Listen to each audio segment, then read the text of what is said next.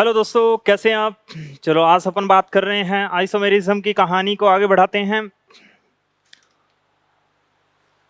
पिछले लेक्चर में home assignment का कुछ काम दिया था आपको, है ना। वो आपने सवाल उम्मीद यही है कि कर लिए होंगे। चलो कौन सा सवाल दिया था, सवाल नंबर 7 क्या कह रहा है कि C4H8 में कुल संरचनात्मक समावियों की संख्या। कर लोगे आराम से। पहले तो सबसे पहले तो इसकी डी निकालिए। कितनी डी आई? 1, है ना। असंतृप्तता की कोटि आपने निकाली तो कितनी आई? 1 आ गई, है ना। तो अब देखो क्या बना सकते हो, 1 2 3 4, यहाँ पे डबल बॉन्ड लगा दो। फिर आप क्या कर सकते हो, यहाँ डबल बॉन्ड और यहाँ पे CH3 लगा दो। फिर आप क्या करोगे, डबल बॉन्ड की पोजीशन चेंज कर दो। कर सकते हो ना। ये 1 ब्यूटीन, ये आइसोब्यूटिलीन, और ये क्या बन जाएगी आपकी 2 ब्यूटीन। यस करो। फिर आप क्या बना सकते हो बताओ, रिंग बना सकते हो, है ना। 3 कार्बन की एक रिंग बना सकते हो। 4 की आपने बनाई दी तो कितने आइसोमर बन जाएंगे? कुल 5 आइसोमर बन जाएंगे। ठीक है। चलो इसी कड़ी में आगे बढ़ते हुए अपने को क्या दे रखा है, 8 नंबर सवाल। ठीक है। 8 नंबर सवाल क्या कह रहा है, C4H11N में कुल संरचनात्मक समावियों की संख्या। ठीक है। तो अब इससे क्या बनानी है, 1 डिग्री 2 डिग्री 3 डिग्री तीनों प्रकार की एमीन बनानी है ना। तो देख लो, एक तो क्या कर दो, 1 2 3 4, यहाँ पे क्या लगा दो, NH2। ये अपने कर ली, याद आ रहा होगा आपको। अल्कोहल और ईथर किया था, फिर उसके बाद में 1 डिग्री 2 डिग्री 3 डिग्री एमाइन बनी थी, है ना। बनाई थी ना कि 1 डिग्री कितने बनेंगे, 2 डिग्री कितने बनेंगे, 3 डिग्री कितने बनेंगे। ठीक है। ये आपस में क्या होते हैं, क्रियात्मक समावी होते हैं। 1 डिग्री 2 डिग्री 3 डिग्री तीनों अमीने आपस में क्या है, FGI हैं। तो इसकी कितनी बना दोगे आप, 4 बना दोगे।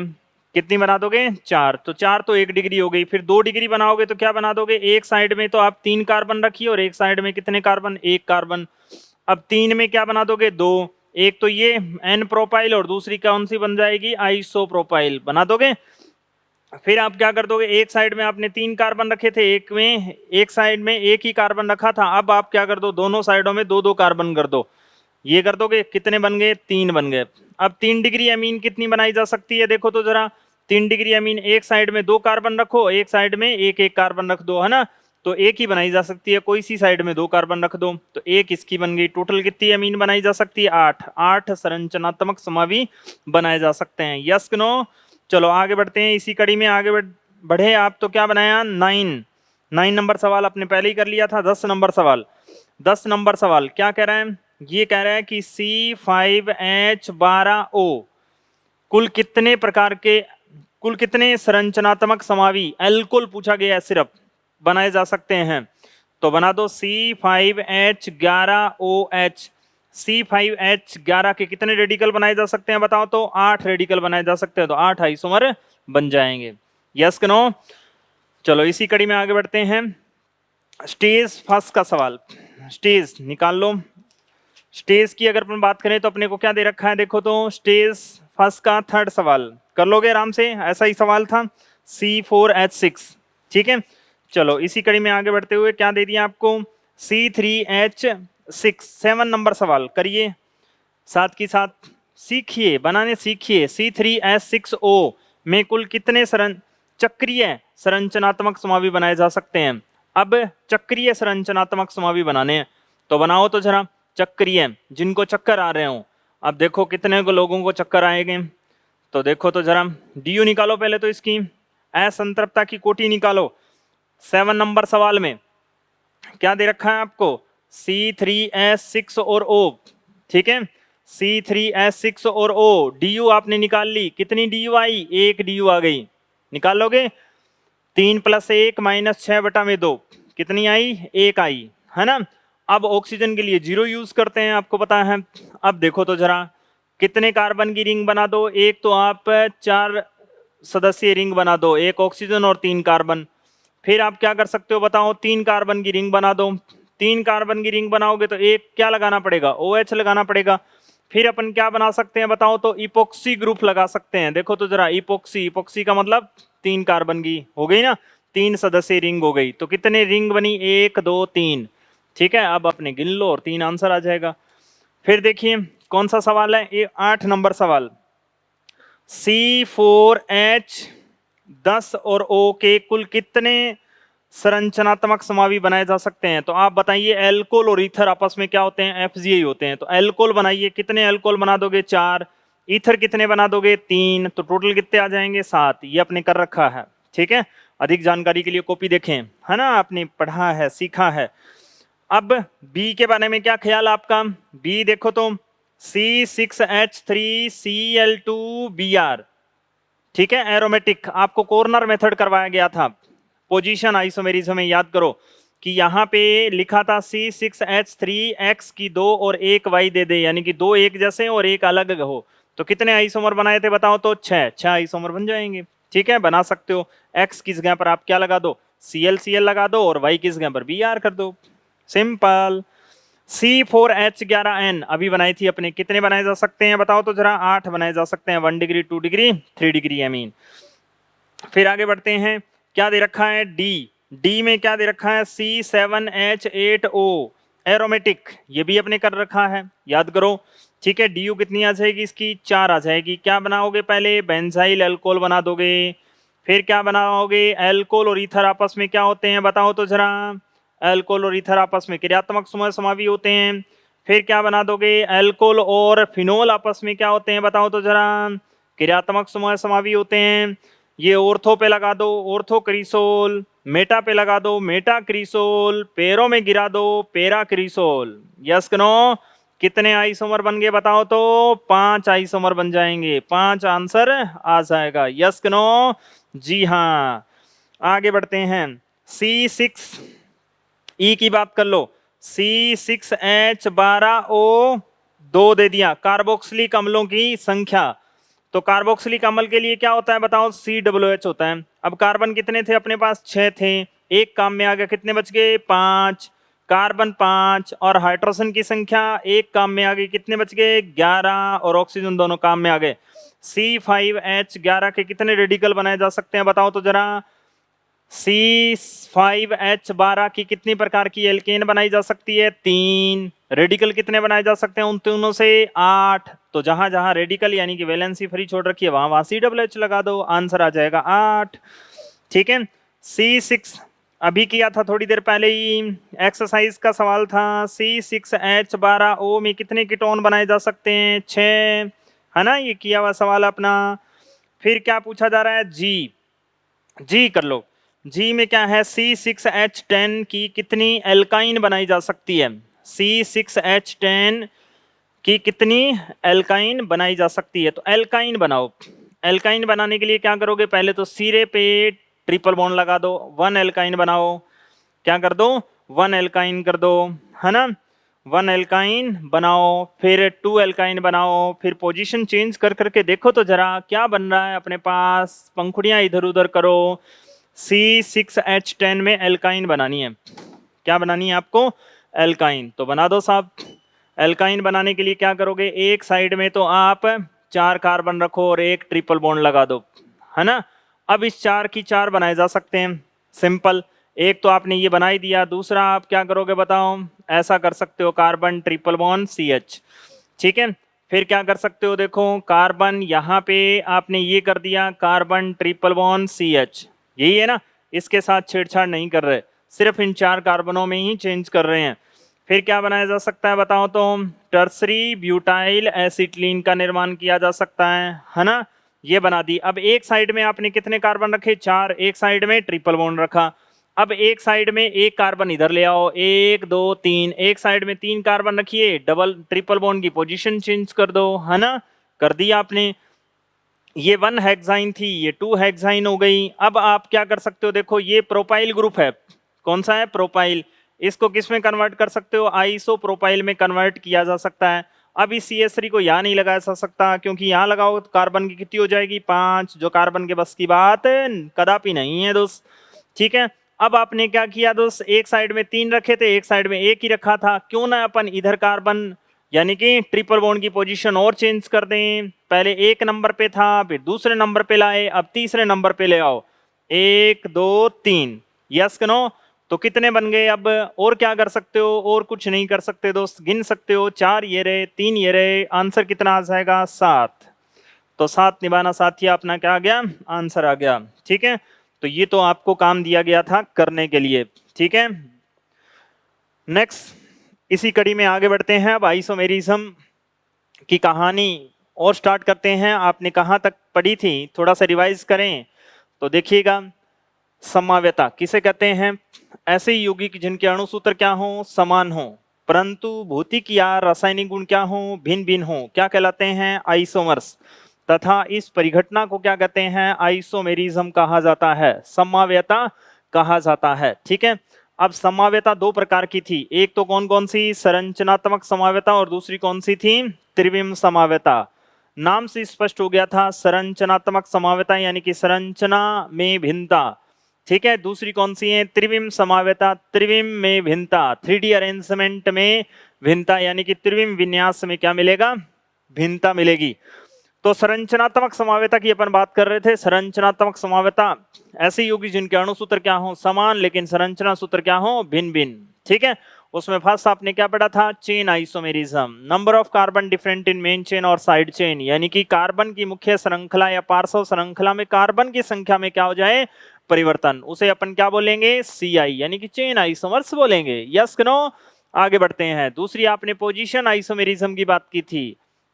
स्थिति समाव्यता किसे कहते हैं? ऐसे आइसोमर जिनमें डबल बॉन्ड, ट्रिपल बॉन्ड, प्रतिस्थापी समूह है या फिर क्रियात्मक समूह है। ऐसा क्रियात्मक समूह जिसमें कार्बन ना हो, ठीक है, कि स्थिति में परिवर्तन हो जाए तो उसे अपन क्या बोलेंगे? स्थिति समाव्यता बोलेंगे। फिर आपने किसकी बात की थी? मेटामेरिज्म, मध्यवता की। मध्यवता किसे कहते हैं? ऐसे आइसोमर जिनमें क्रियात्मक समूह समान हो लेकिन बहुसंयोजी क्रियात्मक समूह से जुड़े एल्किल या एरिल भाग की प्रवृत्ति क्या हो? भिन्न भिन्न हो, उसे अपन क्या बोलेंगे? मेटामेरिज्म। मेटामेरिज्म के साथ साथ क्या हो सकती है? CI या PI हो सकती है, लेकिन प्राथमिकता किसको देंगे? हमेशा मेटामेरिज्म को देंगे। Yes no? फिर उसके बाद में आपने किसकी बात की थी? क्रियात्मक समूह समाव्यता की। क्रियात्मक समूह समाव्यता किसे कहते हैं? क्रियात्मक समूह समाव्यता यानी कि ऐसे आइसोमर जिनमें क्रियात्मक समूह भिन्न भिन्न हो, क्या कहलाते हैं? FGI कहलाती हैं। किस किस की बात की थी? एल्कोहल और ईथर आपस में क्या होते हैं? FGI। 1 degree, 2 degree, 3 degree amine आपस में क्या होती हैं? FGI। एल्काडाइन और एल्काइन आपस में क्या होती हैं? FGI। एल्डिहाइड और कीटोन आपस में FGI। साइनाइड आइसोसाइनाइड आपस में FGI। अल्कोहल और फिनोल आपस में FGI। फिर एक 2 रुपए का नोट लगा के एक लाइन लिखी थी, carboxylic acid, ester, hydroxy carbonyl and alkoxy carbonyl, चारों आपस में क्या होते हैं? FGI होते हैं। कहने का मतलब यही हो गया, वो सारे लोग आपस में FGI हैं जिनमें अणुसूत्र समान लेकिन क्रियात्मक समूह क्या है? भिन्न भिन्न है। क्या कहलाते हैं? क्रियात्मक समूह समावी कहलाते हैं। फिर आपने एल्केन की बातें की थी कि कितनी एल्केन, एल्केन से कितने प्रकार के रेडिकल बनाए जा सकते हैं, है ना।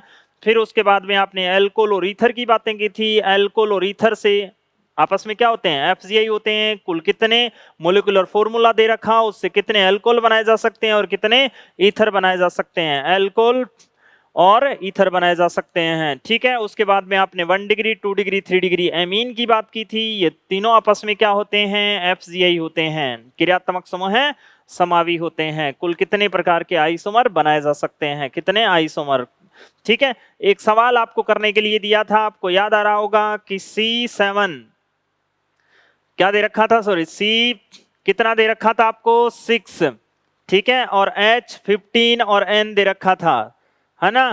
क्या पूछी गई थी? 3 डिग्री एमीन की संख्या पूछी गई थी। याद करो, धुंधली धुंधली याद आ रही होगी, है ना। रात गई बात गई, ठीक है। बात जाने नहीं देनी है, बात को पकड़ के रखनी है। तो C6H H15N में 3 डिग्री एमीन पूछा है, केवल 3 डिग्री एमीन बनाना है। और 3 डिग्री एमीन आपस में क्या होंगे भला? मेटामर्स होंगे, यानी कि मध्यावी होंगे। 2 डिग्री वाले आपस में क्या होंगे? मेटामर्स होंगे, लेकिन अणुसूत्र समान, ठीक है।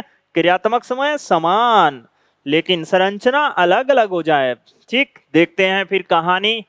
इसके कितने आइसोमर बनाए जा सकते हैं? देखो तो, एक साइड में 4 कार्बन रखो, एक साइड में आप एक एक कार्बन लगा दो। बना दिया आपने। अब 4 के 4 बनाए जा सकते हैं, बना सकते हो ना। कैसे भला? एक तो ये बना दिया, दूसरा आप क्या कर दोगे? ये बना दिया सेकेंडरी ब्यूटाइल। फिर आप क्या बना दोगे? आइसोब्यूटाइल, ठीक है। क्या बना दोगे? आइसोब्यूटाइल। फिर आप क्या बना दोगे बताओ तो? Tertiary butyl.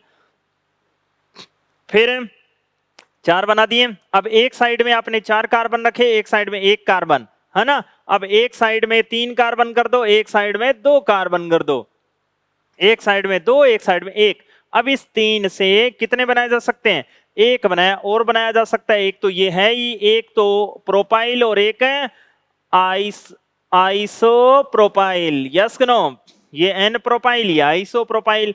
अब क्या कर सकते हो बताओ तो? एक साइड में 3 है, एक साइड में 2 है, एक साइड में 1 है। अगर इस कार्बन को इधर ले आते हैं तो एक साइड में 3, 2 वापस वही बन जाएगा। तो क्यों न अपन नाइट्रोजन के तीनों साइडों में अपन 2-2 कार्बन कर देंगे आराम से। तो कितने आइसोमर बन जाएंगे? 4 और 3 7। 7 क्या आ जाएगा? आंसर आ जाएगा। Yes no? यस, ठीक है। नेक्स्ट हेडिंग डालिए, वल्य श्रृंखला समावीप। वल्य श्रृंखला समावीप यानी कि RCI, ring chain isomerism. Ring chain isomerism. तो संरचनात्मक समावेता में आपने चेन आइसोमेरिज्म, पोजीशन आइसोमेरिज्म, ठीक है, मेटामेरिज्म, और फिर आपने किसकी बात की थी भला? फंक्शनल ग्रुप आइसोमेरिज्म, और फिर बात करते हैं रिंग चेन आइसोमेरिज्म और टोटोमेरिज्म। रिंग चेन आइसोमेरिज्म, वल्य श्रृंखला समावेता, रिंग चेन आइसोमेरिज्म, वल्य श्रृंखला समावेता, वल्य श्रृंखला समावेता। इसकी डेफिनेशन लिख लो। वल्य श्रृंखला समावेता किसे कहते हैं? ऐसे आइसोमर, खुली श्रृंखला, सीधी लिख लो, रिंग चेन आइसोमर्स में सीधे लिख लो, खुली श्रृंखला तथा बंद श्रृंखला वाले यौगिक आपस में आरसीआई कहलाते हैं। खुली श्रृंखला तथा बंद श्रृंखला वाले यौगिक आपस में आरसीआई कहलाते हैं। ठीक है, खुली श्रृंखला तथा बंद श्रृंखला वाले यौगिक आपस में आरसीआई कहलाते हैं, वल्य श्रृंखला समावी कहलाते हैं। ठीक है, तो देखो, खुली श्रृंखला तथा बंद श्रृंखला वाले यौगिक आपस में क्या कहलाते हैं? आरसीआई कहलाते हैं। तो देख लो, अपने को ये दे रखा है, कितने कार्बन दे रखे हैं? 4। 4 कार्बन दे दिए, 1 2 3 4, और इसका आपने ये बना दिया, ये खुली श्रृंखला है और ये आपने बंद श्रृंखला बना दी। तो क्या ये दोनों आपस में आइसोमर हैं? सोच के बताइए, क्या ये दोनों आपस में आइसोमर हैं? अब तक जो आपने पढ़ा उसके बारे में क्या गुना है, उसी के बारे में पूछ रहा हूं। क्या ये दोनों आपस में आइसोमर हैं? ठीक है, तो ये दोनों आपस में आइसोमर नहीं हो सकते। ये दोनों आपस में आइसोमर्स नहीं हो सकते। क्यों नहीं हो सकते साहब? क्यों? क्योंकि उनके अणुसूत्र समान नहीं है। अणुसूत्र समान होंगे तभी तो उनका डीएनए मैच करेगा, तभी वो आपस में आइसोमर्स होंगे। क्यों? क्योंकि इसमें 4 कार्बन है और 10 हाइड्रोजन है, इसमें 4 कार्बन है और 8 हाइड्रोजन है। इसका मतलब ये दोनों आपस में क्या नहीं है? अणुसूत्र समान नहीं रखते, इसलिए क्या नहीं हो सकते? आइसोमर्स नहीं हो सकते। आइसोमर्स नहीं हो सकते। ठीक है, इसमें अगर आप डीयू निकालोगे तो कितनी आएगी? 0। इसकी अगर आपने डीयू निकाली तो कितनी आई? 1 आई। इसका मतलब ये आपस में आइसोमर्स नहीं है। ठीक है, चलो आगे बढ़ते हैं। क्या दे दिया आपको? यहां पे एक डबल बॉन्ड दे दिया। क्या दे दिया? डबल बॉन्ड दे दिया। ठीक है, और यहां पे एक रिंग बना दी। अब बताओ, क्या ये दोनों आपस में आइसोमर्स हैं? जी हां, अब ये दोनों आपस में आइसोमर हैं। क्यों? क्योंकि ये खुली श्रृंखला वाला और ये हो गया बंद श्रृंखला वाला, तो क्या कहलाएगा? आरसीआई। लेकिन यहां देखिए डीयू कितनी आई? 1। इसकी भी डीयू कितनी आई बताओ? 1। ठीक है, इसमें क्या था? Double bond. इसमें क्या था? Single bond. तो ये जो आरसीआई है ये आपकी किस में आती हैं? ये आपकी क्रियात्मक समूह समावेता में ही आती हैं। क्यों? क्योंकि यहां पहले डबल बॉन्ड था, यहां सिंगल बॉन्ड में चेंज हो गया। इसके बारे में लिखेंगे तो इसे लिखेंगे असंतृप्त यौगिक है। इसके बारे में बात करेंगे तो कहेंगे संतृप्त यौगिक है। तो इसका मतलब इन दोनों की जातियां अलग अलग हो गई, स्पीसीज अलग अलग हो गई। ठीक है, तो इसका मतलब क्रियात्मक समूह बदल गया, तो ये क्या कहलाएंगे? क्रियात्मक समूह समावी भी कहलाएंगे। लेकिन खुली श्रृंखला बंद श्रृंखला वाले यौगिक भी कहलाएंगे। तो इसे क्या लिखेंगे? रिंग चेन FGI कहलाएंगे। यानी कि क्या लिखेंगे? वल्य श्रृंखला क्रियात्मक समूह समावी बोल सकते हैं इसको। ठीक है, तो वल्य श्रृंखला समावी जो है वो किस में आती हैं? क्रियात्मक समूह समावी में ही आती हैं। Yes no? जी हाँ। चलो आगे बढ़ते हैं। यहां पे क्या दे दिया आपको, डबल बॉन्ड, यहां पे क्या दे दिया, डबल बॉन्ड। इसकी डी देखो तो कितनी आई, 2, डी कितनी आई, 2। C4H 6 दे रखा है अपने को, है ना। अब इसमें पलक झपकते ही आपने क्या बना दिया, खुली श्रृंखला तथा बंद श्रृंखला बना दी। तो बंद श्रृंखला बना दी तो यहाँ पे क्या आएगा, एक डबल बॉन्ड। इसकी भी डी कितनी आई बताओ तो, 2। इसका मतलब यहाँ पे भी डबल बॉन्ड था, ये भी असंतृप्त है, और ये भी क्या कहलाएगा, असंतृप्त ही कहलाएगा। तो ये क्या कहलाएगी, वल्य श्रृंखला समावि कहलाएगी। अब इसमें क्रियात्मक में परिवर्तन नहीं हुआ है, क्यों, क्योंकि पहले भी डबल बॉन्ड था, बाद में भी क्या है, डबल बॉन्ड है। पहले भी असंतृप्त था, बाद में भी क्या है, असंतृप्त है। यस कि नो, कर लोगे आराम से। तो इसे कहते हैं रिंग चेन आइसोमेरिज्म कहा जाता है, वल्य श्रृंखला समावि कहा जाता है। खुली श्रृंखला तथा बंद श्रृंखला वाले यौगिक आपस में क्या कहलाते हैं, RCI कहलाते हैं। चलो एग्जाम्पल दे दिया एक आपको कि इसके कितने आइसोमर बनाए जा सकते हैं, आइसोमर बनाए जा सकते हैं। चलो क्या दिया आपको, ये दिया कि C3H4 के कितने आइसोमर बनाए जा सकते हैं, बना के बताओ तो फटाफट। C3H4 के बनाओ। फिर आपको क्या करना है, C3H6 का बनाना है। फिर बताओ कि किसका बनाना है, इसका बनाना है।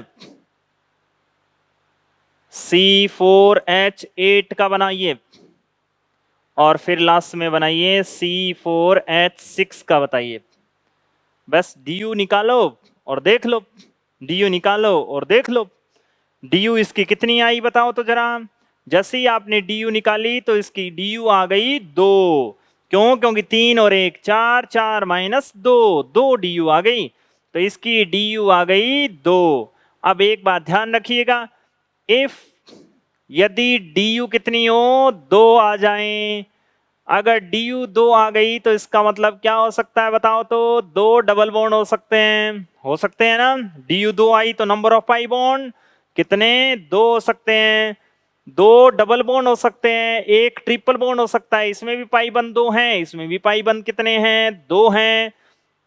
फिर क्या हो सकता है बताओ, डबल बॉन्ड आ सकता है, और एक क्या हो सकती है, रिंग भी आ सकती है। या फिर क्या आ सकती है बताओ, 2 रिंग हो सकती है। रिंग प्लस रिंग का मतलब क्या हो गया, 2 रिंग हो गई। Yes no. अगर DU 1 है तो एक डबल बॉन्ड हो सकता है, एक रिंग हो सकती है। DU अगर 2 है तो इसका मतलब क्या हो सकता है, 2 पाई बंद हो सकते हैं। वो किसी भी रूप में हो सकते हैं। कैसे, 2 डबल बॉन्ड हो सकते हैं, एक ट्रिपल बॉन्ड हो सकता है, डबल बॉन्ड प्लस रिंग हो सकता है, या फिर 2 रिंग हो सकती है। अब देखो 3 कार्बन अपने को दे रखे हैं, क्या बनाओगे, पहले तो 2 डबल बॉन्ड लगा दो, CH2 डबल बॉन्ड CH2। अब बताओ इसमें कोई और आइसोमर बनाया जा सकता है, नहीं बनाया जा सकता है। और क्या कर सकते हो बताओ, ट्रिपल बॉन्ड लगा सकते हो, जी हाँ लगा सकते हो। ट्रिपल बॉन्ड की पोजीशन चेंज कर सकते हो, नहीं कर सकते। प्रोपाइन है, प्रोपाइन ही रहेगी। फिर क्या कर सकते हो, रिंग बना सकते हो 3 कार्बन की। Yes no. अब रिंग बना दोगे तो एक क्या आएगा बताओ, डबल बॉन्ड आएगा। आएगा कि नहीं आएगा, कन्फर्मली आएगा। उसके बाद में 2 कार्बन की रिंग बना सकते हो, नहीं बना सकते। तो कितने आइसोमर बन जाएंगे, 3। कितने बन गए, 3। C3H6 दे रखा है। अब इसकी DU निकालो तो कितनी बनी, जैसे ही आपने DU निकाली कितनी आ गई, 1। जैसे ही एक DU आई इसका मतलब क्या हो सकता है, एक डबल बॉन्ड हो सकता है, या फिर एक क्या हो सकती है, रिंग हो सकती है, वल्य हो सकती है, चक्कर आ सकता है उसको एक बार। तो देखो तो जरा क्या किया आपने, CH3 CH double bond CH2। और कुछ कर सकते हो, कुछ नहीं कर सकते, ठीक है। डबल बॉन्ड की पोजीशन चेंज कर सकते हो, नहीं। बस क्या कर सकते हो, रिंग बना सकते हो 3 कार्बन की। कितने आइसोमर बन जाएंगे, सिंपल सा सवाल था। कितने आइसोमर बन गए, 2 आइसोमर। Yes no. चलो इसके बारे में क्या ख्याल है आपका, C4H8 के कितने आइसोमर बनाए जा सकते हैं। DU जैसे ही आपने निकाली तो कितनी आ गई बताओ, 1। तो इसका मतलब एक डबल बॉन्ड हो सकता है, एक रिंग बनाई जा सकती है। तो कर दो, CH3 CH2 CH double bond CH2। फिर क्या कर सकते हो, 1 ब्यूटीन को आइसोब्यूटीन में कन्वर्ट कर सकते हो। फिर क्या कर सकते हो बताओ तो जरा, ये कर सकते हो कि डबल बॉन्ड की पोजीशन चेंज कर सकते हो, ठीक है। और क्या करोगे, और तो आप रिंग बना दोगे, एक तो 4 कार्बन की रिंग बना दी और एक है 3 कार्बन की रिंग बना दी, कुल आइसोमर कितने बन गए, 5 बन गए। 3 तो है चक्रीय और 2 चक्रीय। अगर आपसे चक्रीय पूछता है तो 2 आंसर आ जाएगा, अचक्रीय पूछता है तो 3 आ जाएगा, कुल समावी पूछता है तो 5 आ जाएगा। अब इसकी डी निकालो तो कितनी आ गई, अब जैसे ही आपने इसकी डी निकाली तो 2 आ गई। अब बताओ, ये आपके वर्कशीट का भी सवाल है, ठीक है।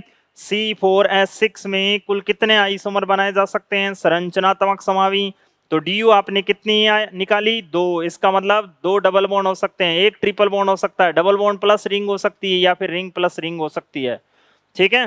तो करो तो जरा, कितने कार्बन बनाए आपने, ये बना दिया होगा, क्या बोला, डबल बॉन्ड लगाया होगा, ठीक है। वैसे लिख के देख लें, बॉन्ड लाइन स्ट्रक्चर तो ये हो गई, आपसे अगर कोई बॉन्ड लाइन पूछता है तो बॉन्ड लाइन तो ये बना दोगे, ठीक है। और वैसे नॉर्मली ये बना दोगे, क्या है बोला, कंडेंसेशन फॉर्मूला, तो ये बना दोगे, क्या किया, CH3CH डबल बॉन्ड, यहां पे भी क्या लगा दोगे, डबल बॉन्ड CH2, ये कर सकते हो। अब डबल बॉन्ड की पोजीशन चेंज कर सकते हो क्या, इस CH3 को उठा के यहां लगा सकते हो क्या, नहीं लगा पाओगे, क्यों, क्योंकि कार्बन की कितनी हो जाएगी, 5 हो जाएगी, 4 तो पहले से ही है।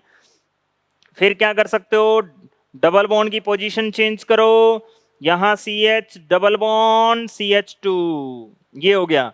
अब क्या कर सकते हो बताओ, ट्रिपल बॉन्ड लगा सकते हो, CH2C ट्रिपल बॉन्ड, 1 ब्यूटाइन बना सकते हो, 1 ब्यूटाइन से आप क्या बना सकते हो, 2 ब्यूटाइन बना सकते हो। इस CH3 को आप यहां लगा सकते हो क्या, कदापि नहीं लगा पाओगे, क्यों, क्योंकि कार्बन की 4 पहले से ही है, यहाँ कोई हाइड्रोजन नहीं है, अगर हाइड्रोजन होता तो हाइड्रोजन को हटाकर CH3 लगा देते, अब नहीं लगा पाएंगे, क्यों, क्योंकि कार्बन की हद से ज्यादा हो जाएगी। ये बना दिया आपने। अब क्या कर सकते हो बताओ, रिंग बना सकते हो, ये 4 तो क्या हो गए, अचक्रीय, ठीक है। अब रिंग बनाइए, कितने कार्बन की रिंग बना सकते हो, 4 कार्बन की आपने रिंग बना दी और एक डबल बॉन्ड लगा दिया। अब क्या कर सकते हो, 3 कार्बन की रिंग बना दो, 3 कार्बन की रिंग और एक पंखुड़ी ऊपर लगा दो, एक डबल बॉन्ड लगा दो। अब क्या करोगे बताओ, डबल बॉन्ड की पोजीशन चेंज करो दोस्त, डबल बॉन्ड की पोजीशन चेंज कर दी आपने, क्यों, क्योंकि इसका नाम तो था 3 मिथाइल साइक्लोप्रोपीन, इसका नाम क्या हो गया, 1 मिथाइल साइक्लोप्रोपीन, देखो तो जरा। फिर आप क्या कर सकते हो बताओ, फिर आप डबल बॉन्ड को बाहर लगा सकते हो, यस कनो, जी हाँ, एल्काइलिडीन, याद करो, एक ही कार्बन से 2 वैलेंसी हटा दें, 2 वैलेंसी फ्री कर दें तो क्या नाम हो जाएगा, एल्काइलिडीन साइक्लोएल्केन। फिर बताओ क्या कर सकते हो, 2 रिंग बना सकते हो क्या, 4 कार्बन की 2 रिंग बना सकते हो क्या, बना सकते हैं, कैसे, ये लो, क्या बन गई ये, बाईसाइक्लो। तो कितने आइसोमर बन गए बताओ तो, टोटल 9 बन गए, कितना आंसर आ जाएगा, 9, जिसमें से अगर आपसे कोई चक्रीय पूछता है तो 5, अचक्रीय पूछता है तो 4, कुल समावी पूछता है तो 9, ठीक है, कर लोगे आराम से। ये थी अपनी वलय श्रृंखला समावेता और संरचनात्मक समावेता के एग्जाम्पल, यस करो। तो आपने CI की बात कर ली, PI की बात कर ली, मेटामेरिज्म की बात कर ली, FGI की बात कर ली, और फिर आपने किसकी बात कर ली, RCI की। अब हेडिंग डालिए चल्लाव्यता, चल्लाव्यता यानी कि क्या बोलेंगे, टोटोमेरिज्म, टोटोमेरिज्म, तो हेडिंग डाल लो चल्लाव्यता, क्या बोलेंगे, टोटोमेरिज्म, चल्लाव्यता, चल्लाव्यता किसे कहते हैं, चल्लाव्यता, हाइड्रोजन की शिफ्टिंग के कारण क्रियात्मक समूह बदल जाए, हाइड्रोजन की शिफ्टिंग के कारण, हाइड्रोजन के अभिगमन के कारण अगर क्रियात्मक समूह बदल जाए तो उसे क्या कहा जाता है, चलावी, टोटोमर्स कहा जाता है, ठीक है, क्या कहा जाता है, चलावी कहा जाता है, तथा इस परिघटना को क्या कहते हैं, चल्लाव्यता कहते हैं, ठीक है। तो डेफिनेशन लिख लो, ऐसे आइसोमर, ऐसे आइसोमर जिनमें, ऐसे आइसोमर, ऐसे समावयवी जिनमें हाइड्रोजन के अभिगमन के कारण हाइड्रोजन के अभिगमन के कारण क्रियात्मक समूह बदल जाए। ऐसे आइसोमर जिनमें हाइड्रोजन के अभिगमन के कारण क्रियात्मक समूह बदल जाएं तथा दोनों आइसोमर्स आपस में गतिक साम्य में उपस्थित हों तथा दोनों समायवी आपस में गतिक साम्य में उपस्थित हों तो उसे टोटोमर्स कहते हैं।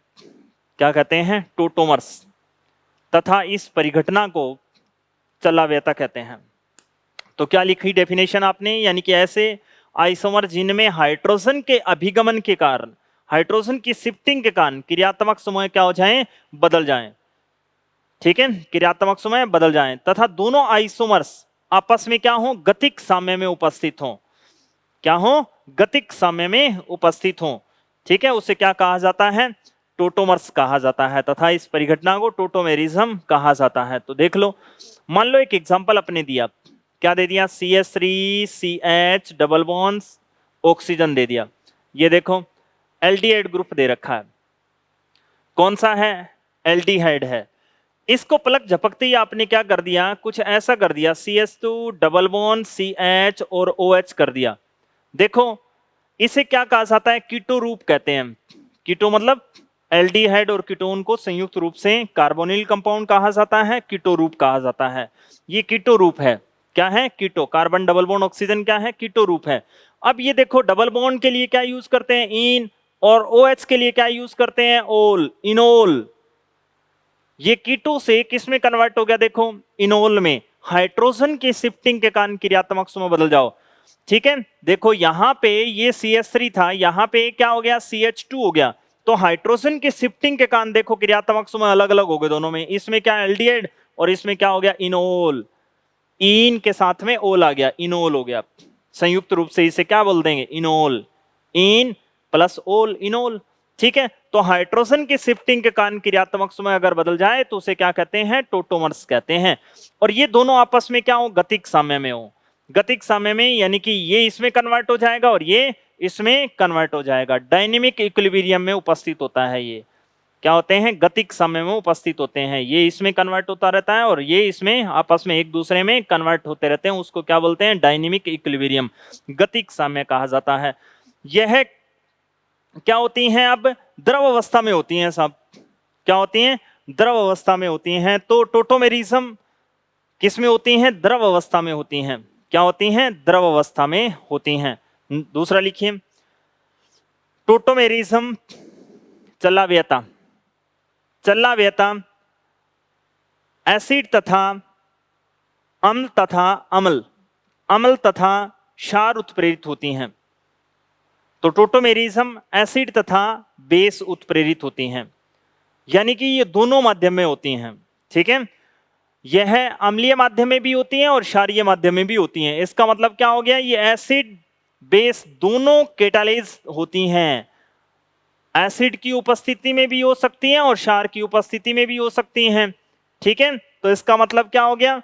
तो आपने क्या लिखा है टोटोमेरिज्म के बारे में अब तक? चलाव्यता की अगर अपन बात करें तो ऐसे आइसोमर जिनमें हाइड्रोजन की शिफ्टिंग के कारण क्रियात्मक समूह बदल जाए और दोनों आपस में क्या हो? गतिक साम्य में उपस्थित हो, उसे क्या कहा जाता है? चलावयवी। ठीक है, इस परिघटना को चलाव्यता, ठीक है, टोटोमेरिज्म कहा जाता है। यह द्रव अवस्था में होती हैं। किस अवस्था में होती हैं? द्रवीय अवस्था में होती हैं, द्रव में होती हैं, सॉल्यूशन में होती हैं। ठीक है, और यह अम्ल तथा क्षार उत्प्रेरित होती हैं, यानी कि अम्लीय माध्यम में भी हो सकती हैं और क्षारीय माध्यम, दोनों अवस्थाओं में हो सकती हैं। Yes no? चलो आगे बढ़ते हैं। इसकी क्या पढ़ते हैं? मैकेनिज्म। देख लो मैकेनिज्म क्या कहती हैं? क्रिया विधि लिखिएगा, क्रिया विधि। मैकेनिज्म क्या कहती है? मैकेनिज्म, मैकेनिज्म में देखिएगा क्या दे रखा है आपको? CH2। अब ये एसिडिक मीडियम और बेसिक मीडियम दोनों में होती हैं, तो फर्स्ट लिख लो, इन एसिडिक मीडियम, अम्लीय माध्यम, एसिडिक मीडियम। एसिडिक मीडियम का मतलब क्या हो गया? अम्लीय माध्यम में। तो लिख लीजिएगा हिंदी में अम्लीय माध्यम में, एसिडिक मीडियम में। अब एसिडिक मीडियम में आपको पता है पानी तो होगा ही होगा, मीडियम दे दिया तो इसका मतलब पानी, और पानी में क्या होगा बताओ? H पॉजिटिव की कंसंट्रेट जिसमें मिले, ठीक है, पानी में H पॉजिटिव की सांद्रता ज्यादा होती है तो उसे क्या बोला जाता है? अम्लीय। और क्षारीय किसे बोला जाता है? कि पानी में OH की सांद्रता ज्यादा हो तो उसे क्या कहा जाता है? क्षारीय। तो इसका मतलब ये तो कैसा हो गया बताओ? एसिडिक। और ये कैसा हो गया बताओ? बेसिक। कैसा हो गया? बेसिक। ठीक है, तो अम्लीय माध्यम में करवा रहे हैं पहली रिएक्शन। तो देखो तो जरा क्या दे दिया आपने को? कुछ ऐसा दिया, CH3CH डबल बॉन्ड O। अब ऑक्सीजन के पास लोन पेयर की कहानी आपको बता चुके हैं पहले भी, ठीक है। तो ये अम्लीय माध्यम है, इसका मतलब पहले कौन आएगा? H पॉजिटिव आएगा। कौन आएगा? H positive. अब H पॉजिटिव के बारे में आपका क्या ख्याल है? इसके पास कोई भी इलेक्ट्रॉन नहीं है, भूखा है ये, आवारा है ये, ठीक है। किसके पास आएगा बताओ? किसके पास आएगा? कौन इसको खाना खिलाएगा? ठीक है, कौन खिलाएगा बताओ? जिसके पास कुछ होगा वही तो खिलाएगा। किसके पास है बताओ? इनके पास कार्बन पे लोन पेयर होता है ना जीना, कार्बन पे लोन पेयर होता है ना जीना। ऑक्सीजन के पास लोन पेयर ऑफ इलेक्ट्रॉन होता है नॉन बॉन्डेड इलेक्ट्रॉन। ऐसे इलेक्ट्रॉन जो बंध बनाने में भाग नहीं लेते उन्हें क्या कहते हैं? अबंधित इलेक्ट्रॉन। अगर वो जोड़े के रूप में उपस्थित है तो उन्हें क्या कहा जाता है? एकांकी इलेक्ट्रॉन युग्म। क्या कहा जाता है? एकांकी इलेक्ट्रॉन युग्म। ये अपने बात कर चुके हैं। तो ये क्या करेगा? ये जैसे ही इसके पास आएगा तो ये अपना लोन पेयर ऑफ इलेक्ट्रॉन इसको डोनेट कर देगा। तो जैसे ही इसने अपना lone pair of electron donate किया तो अपने को क्या मिल जाएगा बताओ? CH3CH। इसने अपना lone pair of electron donate कर दिया, यानी कि अपना खुद का धन मार्केट में भेज दिया। तो जैसे ही इसने अपना lone pair of electron donate किया तो इसके ऊपर क्या आ जाएगा? Positive charge. अब ऑक्सीजन कैसा होता है? अधिक विद्युत ऋणी होता है, अधिक विद्युत ऋणी। अब विद्युत ऋणता किसे कहते हैं? बंधित इलेक्ट्रॉनों को अपनी ओर आकर्षित करने की क्षमता क्या कहलाती है? En कहलाती है। En का मतलब विद्युत ऋणता, इलेक्ट्रोनेगेटिविटी। विद्युत ऋणता किसे कहते हैं?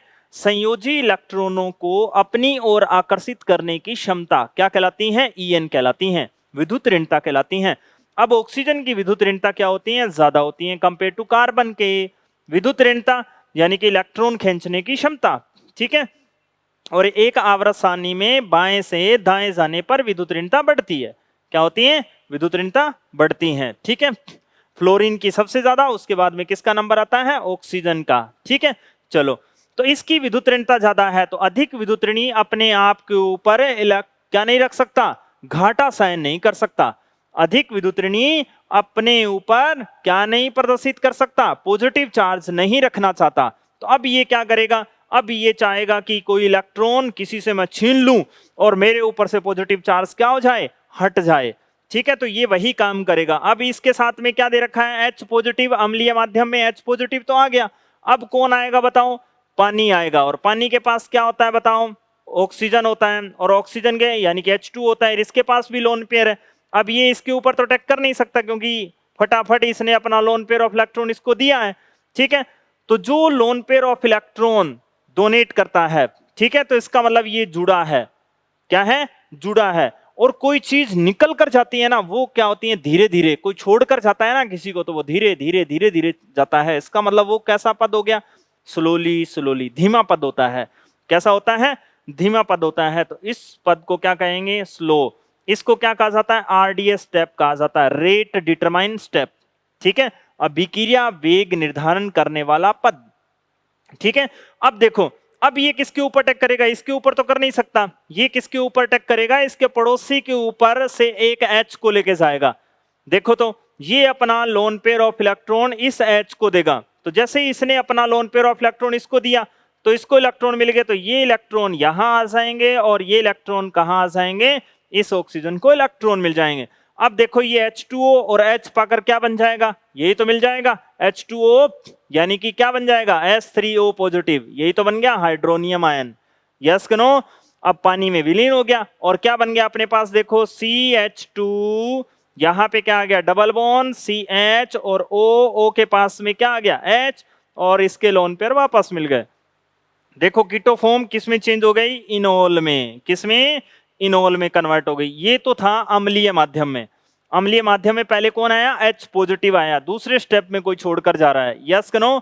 तो ये इसने अपना लोन पेयर ऑफ इलेक्ट्रॉन दिया है, तो क्या बन गया, H3O पॉजिटिव। ठीक है, अब देखो इन बेसिक मीडियम, क्षारीय माध्यम में, क्षारीय माध्यम में क्या होगा, देखो क्षारीय माध्यम में लिख लो, क्षारीय माध्यम तो पहले कोई क्षार अटैक करेगा।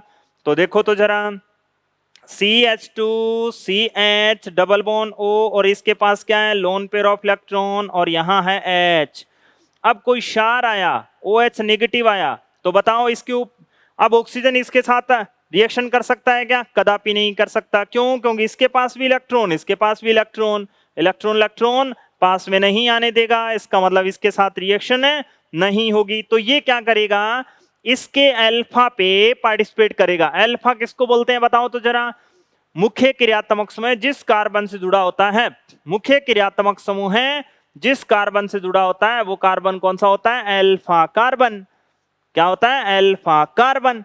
और अल्फा कार्बन पर उपस्थित हाइड्रोजन क्या कहलाता है, अल्फा हाइड्रोजन। ठीक है, तो ये कहां पे अटैक करेगा, इसके अल्फा हाइड्रोजन पे। अब देखो ये तो जुड़ रहा था, और ये पहले में ही क्या हो रहा है, लेकर जा रहा है हाइड्रोजन को। तो इसका मतलब ये क्या हो जाएगा, देखो तो ये जैसे ही इसको इलेक्ट्रॉन देगा तो इसके ऊपर क्या आ जाएगा, नेगेटिव चार्ज। अब देखो ये नेगेटिव चार्ज और H मिलकर क्या बना लेंगे, H2O। अब पहले में ही कोई छोड़कर जा रहा है, इसका मतलब ये पद कैसा होगा, स्लो, धीमा पद होगा, और इसको क्या कहा जाता है, RDS, अभिक्रिया वेग निर्धारक पद कहा जाता है। इसमें कौन से स्टेप में छोड़ के जा रहा था, ये पहला पद था, ये सेकंड था, सेकंड में छोड़ के जा रहा था। पहले में तो कोई जुड़ रहा था, छोड़ के कोई नहीं जा रहा था, दूसरे में छोड़ के जा रहा था, इसमें तो पहले में ही कोई छोड़कर जा रहा है, यस कि नो। देखो अब क्या बन जाएगा, यहाँ पे CH2, इसके ऊपर क्या आ गया, नेगेटिव चार्ज, यहाँ पे CH double bond O, yes कि नो। अब देखो ये नेगेटिव चार्ज यहाँ पे, और ये पाई इलेक्ट्रॉन डेंसिटी यहाँ पे, इसको बोलते हैं अनुनाद। अनुनाद अपने नेक्स्ट चैप्टर में पढ़ेंगे, नेक्स्ट टॉपिक में बात करेंगे। ठीक है, तो ये नेगेटिव चार्ज इधर आ जाएगा। देखो तो यहां पे क्या हुआ, ये बन गया CH2 double bond CH, oxygen के ऊपर क्या आ गया, नेगेटिव चार्ज। देखो तो अब ये बॉन्ड इसने इसके ऊपर अटैक किया, ये बॉन्ड यहाँ पे और ये यहाँ पे, तो इसके ऊपर आ गया नेगेटिव चार्ज। इसको क्या बोलते हैं, इनोलेट। इनो खा के लेट जा, इनोलेट क्या कहा जाता है, इनोलेट। अब बताओ ये जो इनोलेट है वो किसके साथ रिएक्शन करेगा, वाटर में क्या था, O नेगेटिव, O नेगेटिव ने उसके ऊपर अटैक कर दिया, क्या बच गया, H2O। अब कौन आएगा बताओ, H2O। H2O क्या दे देगा इसको, H दे देगा। तो जैसे ही इसको H मिला, क्या हो गया, ये किस में चेंज हो गया, इनोल में कन्वर्ट हो गया। इनोलेट, इनो खाने के बाद में किस में हो गई, इनोल में कन्वर्ट हो गई, यस कि नो। तो ये तो थी आपकी अम्लीय माध्यम में अभिक्रिया, ये हो गई क्षारीय माध्यम में अभिक्रिया। कहने का मतलब यही हो गया दोस्त, कहने का मतलब यही हो गया कि जो टोटोमेरिज्म होती हैं, चलाव्यता जो होती हैं, वो अम्ल तथा क्षार दोनों उत्प्रेरित होती हैं, यस कि नो। चलो हो गई बात, छाप लिया होगा आपने। चलो इसी कड़ी में आगे बढ़ते हैं। मोस्ट